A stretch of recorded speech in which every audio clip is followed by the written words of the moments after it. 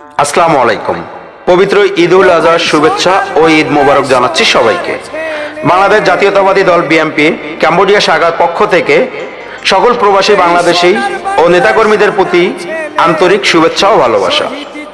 এই পবিত্র ঈদের আনন্দে ও ত্যাগের শিক্ষা ধারণ করে আগামী 30 মে 2026 মহান স্বাধীনতার ঘোষক, বহুদলীয় গণতন্ত্রের প্রবক্তা শহীদ রাষ্ট্রপতি জিয়াউর রহমানের শাহাদত বার্ষিকী যথাযোগ্য মর্যাদা পালনের লক্ষ্যে আজ রাত 8 ঘটিকায় কম্বোডিয়ার বিএনপির সকল নেতাকর্মীদের নিয়ে গুরুত্বপূর্ণ আলোচনা অনুষ্ঠিত হবে ইনশাআল্লাহ।